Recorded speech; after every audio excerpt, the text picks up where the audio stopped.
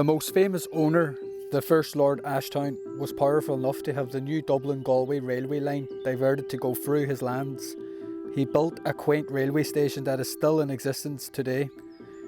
In fact, his building programme included many other fine buildings of architectural beauty that still stand today, including an Anglican church, a gamekeeper's lodge, a family mausoleum, an ice house, artisan cottages, and above all, Woodlawn House itself. In fact, over 150 years later, there are few other buildings of note in the area.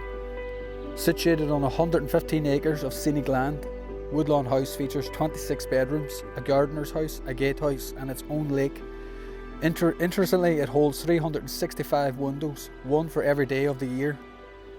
The darkest inhabitant of Woodlawn was Frederick Trench, Baron Ashford in the late 19th and 20th century. Educated at Eton, he returned to Ireland to run the family estates at Woodlawn. After attempting to overhaul the working conditions of the herders on his estates, he ran into widespread opposition. The herders opposed the changes and the manner in which they impacted their lives. This resulted in a battle which lasted years. The herders organised a boycott whereby the wider community were encouraged not only to refuse work but also shun Trench. Unfortunately, Trench had the resources to withstand the boycott, importing scab labour from Scotland, which shows up on the census returns.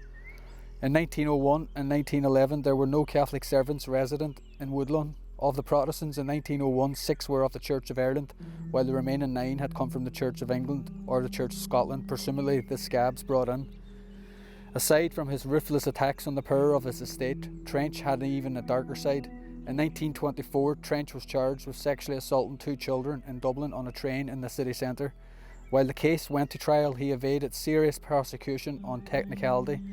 Knowledge of these events paints what is already an eerie house in an even darker light. The house sits idle today, heavily guarded by numerous security cameras, and many trespassers hoping to catch a glimpse of the place have been stopped in their tracks by local police, adding to the mystery of the house. Woodlawn House may lie derelict, unused and rotten in the grandeur of a lavish estate, but it serves as a link to Ireland's past.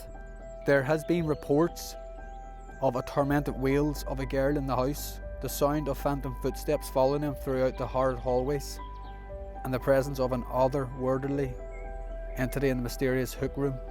There's also been reports of horse-drawn carriages being heard driving onto the estate, and other reports of bells ringing.